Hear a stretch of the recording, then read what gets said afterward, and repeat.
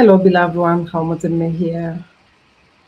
And if it's the first time that you're watching me and you're wondering who the fuck is she, I am the woman who helps you remember who you were before shame, right?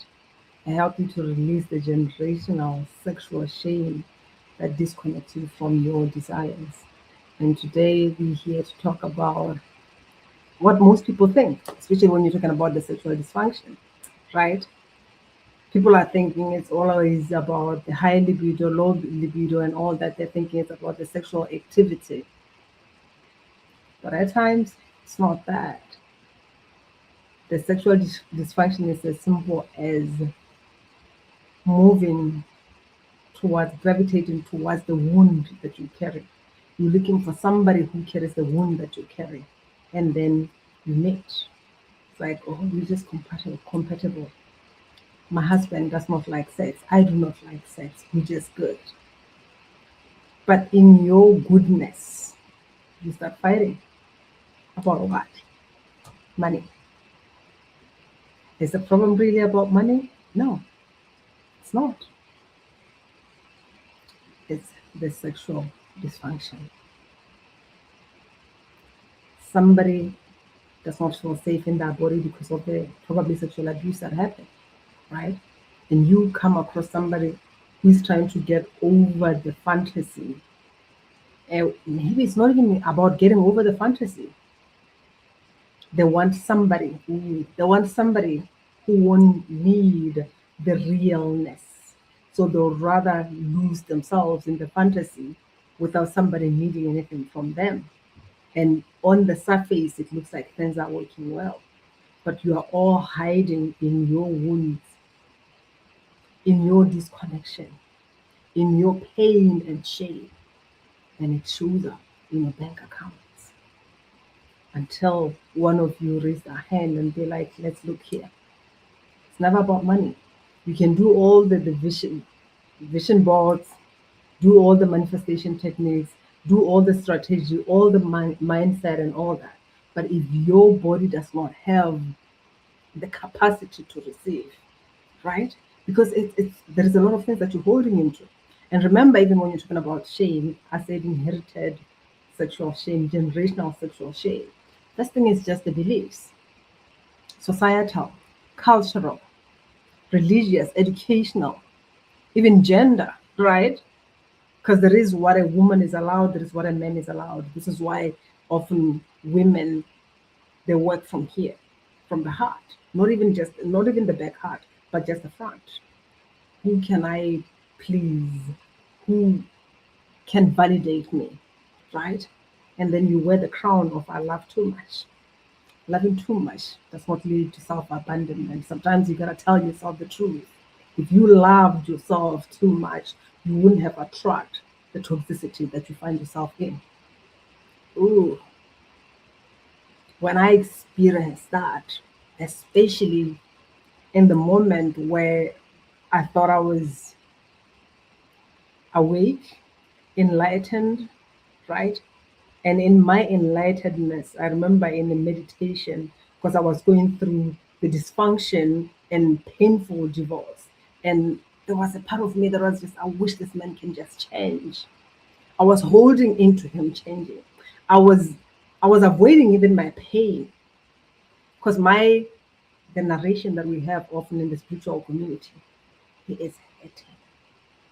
It's just a wound that is talking, and we forget the pain that we carry. I suppressed it and wore the smile, right? He is hurting, but I ignored the pain that was within me until I was sitting in a meditation. And the question that came through was, what part of you has a problem with his drinking? And my mind, because sometimes we mentalize even our spirituality, was like, come on, alcoholism, that's very wrong, right? Until I got a download. No, you don't have a problem with his drinking. You have a problem with your father. You are looking for the father in him. You want him to change. Maybe he will give you the love that you long for from your father.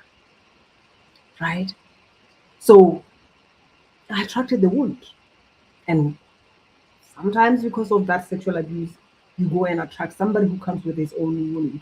And you don't even get in your mind or whatever that you're doing, you don't even get to look at yours because your attention is on what he is doing wrong. And this is not about wrong or right. The question is what makes you uncomfortable. If you are okay with the zero in the bank, then please go ahead.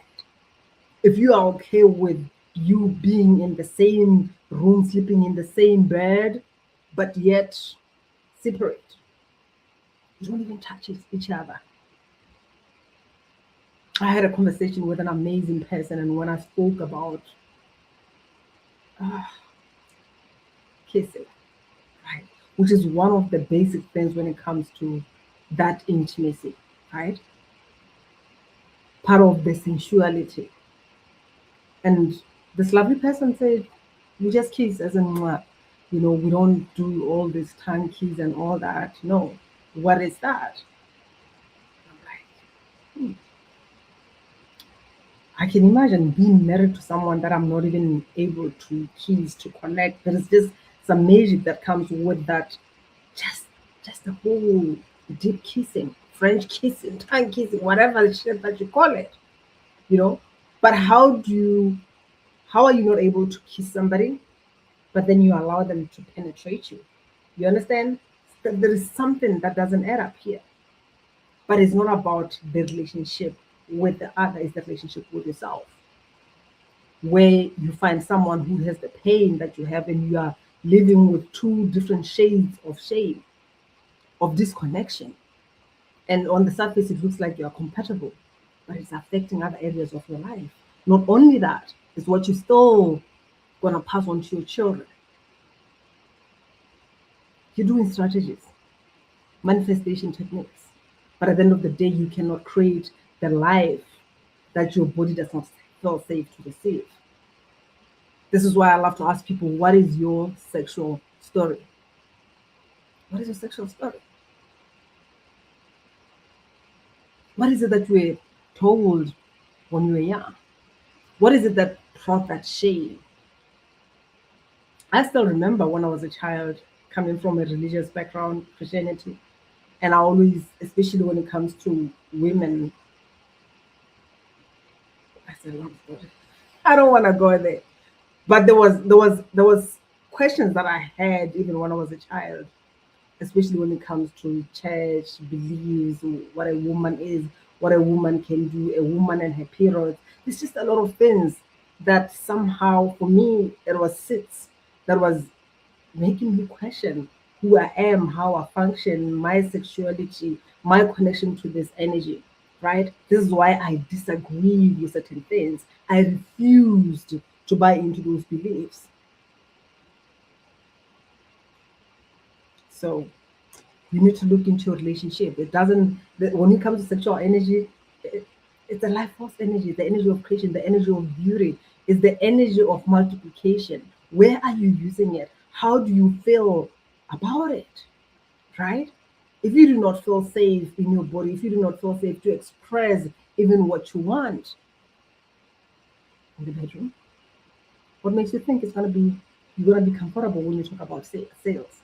It's not even about what you say, because you may practice, be on the mirror and talk about it as much as you can. But at the end of the day, when you talking about it, what is the energy that is backing up the words that you say? What is the energy that is backing up the templates that you may have received? Right? So you may be saying what you're saying, and people don't get to hear what you're saying because there is a disconnection when it comes to your energy and what you're saying. It's not in the body, it's in the mind.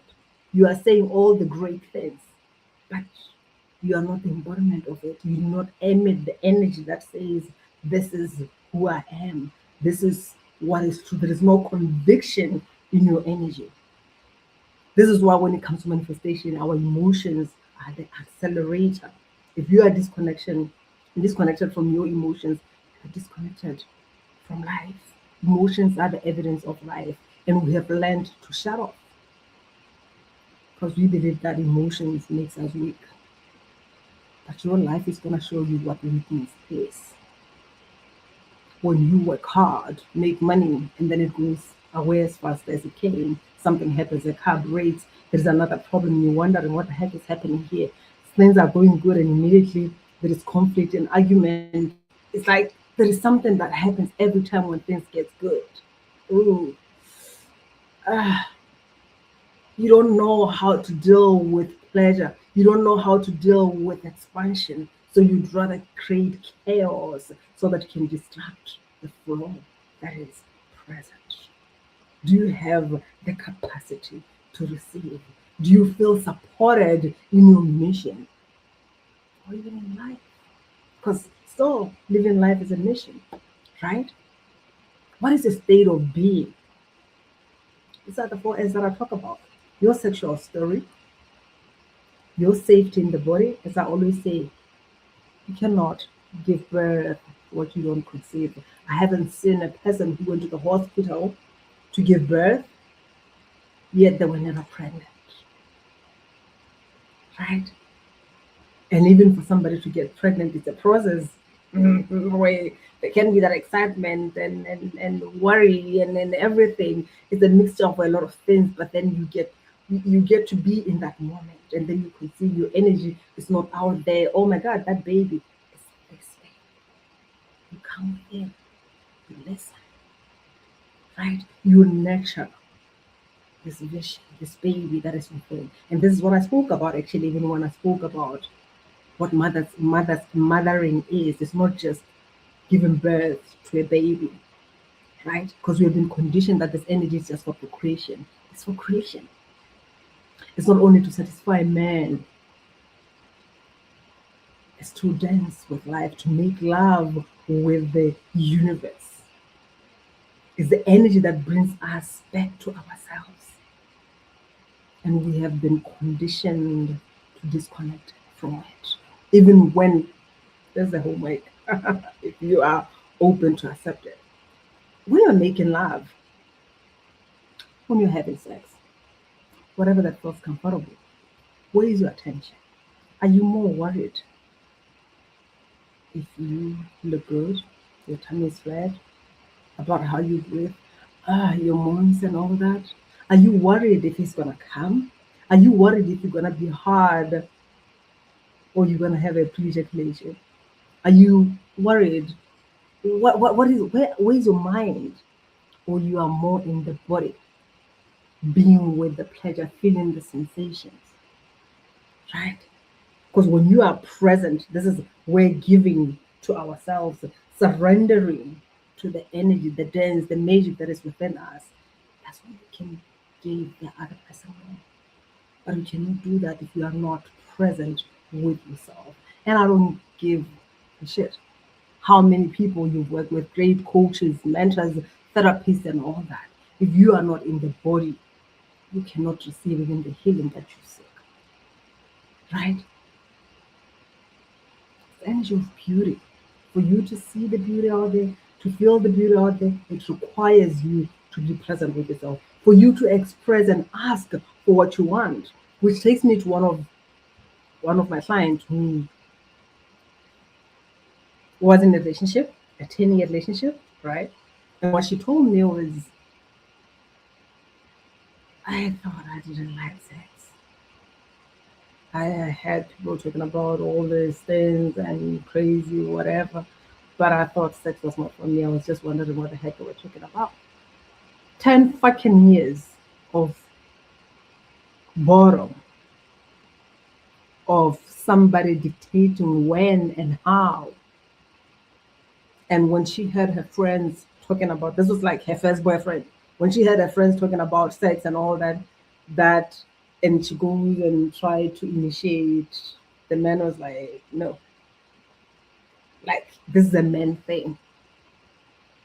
And if you're a man listening to this, don't be surprised if your woman finds somebody who's gonna make her, yeah. gotta be open to hold space for your partner. You gotta be open to listen. Because at the end of the day, we're different people, right? And when you're talking about learning and growing, it's us being able to hold space for each other, to listen to each other's fantasy. And I'm not saying go and do them, to create together, because all this energy, it goes somewhere. But if you have learned to distrust your own desires, you are told to shut up, don't talk about sex or anything. No one talks about it, even in your family. Who spoke to you about sex when you became a teenager, when you were young? Who were you open to have this kind of conversations with? You gotta look at where you come from. What was the conversation, the feeling about your body and all that, right? You get to go deep because the root is who you were told you are. And when it comes to the partner or partners you had, what was happening? Were you able to share what you want? Because I have an experience where sometimes men will be like, why do you like sex so much? Like I've been asked that question. And sometimes it's not even about liking sex, it's about being present with my body and allowing it to express itself, and then receiving feedback that is like, oh my God, I can't deal with that. Maybe a white guy can deal with that. And I'm like, what the fuck are we talking about here? You know? And sometimes even when it comes to different orgasmic presence or experiences that can happen where like someone will, what was happening? What is this? You know, and this is why I always say the kind of partner that you have doesn't, it's not only about the children that you have that can be chaotic and all that. It's also the space that somebody holds for you and your body to express itself however way that it does. And sometimes it can be you even being teary, especially when I look at the connection of the heart and the womb or the heart of a man, right? But before we can go to the other person, the space they hold and all that shit, you gotta be able to hold space for yourself. Because if you can't hold space for yourself and expect somebody else to do it, you ain't gonna do it. If you do not know how to pleasure yourself, what makes you feel good, and you expect somebody to do that, it's not gonna happen. If you are not committed to yourself and you expect somebody to commit to you, oh dear, you've got it backwards. So I just came here to talk about whatever that I spoke about already. That sometimes, and I get this a lot even with my clients, where they'll be like, I thought things were really good in that relationship. But after I work with you, that's when I realize what a great relationship is, what great intimacy feels like. And when they talk about it, they don't just talk about intimacy, they talk about their bank account as well. And you know how it feels like when you've had great intimacy, when you wake up in the morning, when you walk in your business space or boardroom or whatever, you meet somebody who doesn't even talk to you. The way you greet them is different. You even forget that maybe you are not talking. It's that good money, right? You walk different. Your spine is erect. There is confidence that you cannot even name. That's somebody who has experienced something beyond the words, right? It's something that you cannot explain, but it can be felt. That's somebody who can go into a room and share what they want, whether it's a sales conversation or whatever, with conviction, right? Even if you can't buy this, somebody will. You are not afraid of rejection because you are connected to yourself. You are not making love with, are they gonna make me orgasm? You are doing it because you love it, you wanna get it. You are connected, you are being with yourself. You're not even thinking of the outcome as in like you are enjoying every single flipping moment. You are present. That's a different kind of soul confidence that is activated. Soul confidence. And this is where most people get wrong. Whether it's coaches, therapists, even healers, they always forget the sexual energy, which is the key here. And some of you, naysayer, married, doesn't matter. What is your individual relationship with this energy? Where are you using it? Are you using it to try and change somebody? Are you using it to buy love?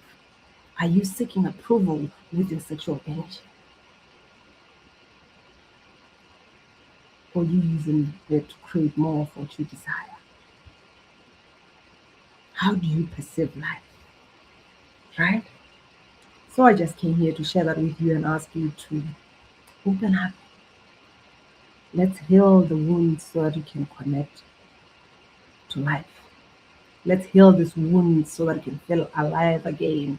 Let's heal this wound so that you can create something. Your ancestors went through shit, disconnected, shamed, and you are not meant to walk the same path. Let's do it differently for us, for our legacy, for our liberation. We are here to create differently. That's what being extraordinary looks like. Not a woman who is wearing the strength in the mind, carrying everybody's baggages, trying to process everybody's emotions. And you think that's love? No. Passing it on to your children, that's not what we are here for. An extraordinary woman is connected to her sexual energy. She uses it as a motto for her transformation. She does not bow to income ceiling and intimacy ceiling. She does not even separate where you believe that you have to, like one woman said, some of us women do not even look at twice. But at the end of the day, we have the intelligence. Why should you take your sexual energy, your life force energy, and suppress it and nurture the intelligence? And then you start fighting with men using that mind. You have something that is bigger than how do I look. It's who you are. It's the magnetic frequency where people will wonder, what is it that she has? Something in it. There's something about her. Because when you get into a room, they feel your presence before you can even open your mouth. That's what an extraordinary woman does. She does not shy or run away from the truth, right? Because she knows that truth is the conjunction of intimacy, truth, trust, intimacy, right? So if you don't know what you want, the question is, what is your connection to a sexual energy? Maybe you think you know what you want because somebody told you, but what is it that you truly want? Why are you not fulfilled? When you wake up at night and your partner is there snoring and you are up wondering, is this all there is to life? There is the fire that is burning within you. And your partner tells you that, no, I'm just okay with what we have. One of the years, we were talking about the New Year's resolutions and all that is, and I was watching the fireworkers works and all that, and I started talking about my vision for the relationship, and my then partner said, I'm okay with what you are. Yes, 70% things were okay, but that 30% was gonna cost me, it was gonna cost me my purpose. So sometimes it's 30%, but the question is, does that mean your identity? Because if you don't have your identity, there is nothing that you can create. That's why I love to ask the question, who is wanting? Who wants something better? Is it a version of you that you were told you are? Or is who you truly are? Is it what the therapist or the coach said, or is what you feel deep in your belly? It's what you feel deep in between your thighs. That is something that wants to be awakened, something that wants you to listen to, something that makes you take a breath. I love you. And if you are ready to take it further, let's have a conversation. The experience is where we get to connect, and I get the what is it that you are holding into. I connect to a lot of people and they talk about their goals, and it's coming from here. What sounds good on paper, the body is saying no. That's why it has taken 5 years, 10 years, talking about an intentional, conscious man. Yet you don't have the capacity for, but you have the capacity for your father, who was an alcoholic. You have the capacity for the man that you have seen, but in different way. You want a business that brings the income that you know you deserve and you desire, but you get shit scared when it comes to receiving more. You are afraid of your power. Let's get to the core of this and release this. Many women were repressed, suppressed, and told, or even asked, who the fuck do you think you are? They were told to nurture other people's passion, but not theirs. They were told and taught, conditioned to take care of everybody else, but not themselves. So it didn't start with you. You are not being held back by your own mindset. You are held back by the imprint that you are carrying. You did the mindset. Let's release what the body is holding you to.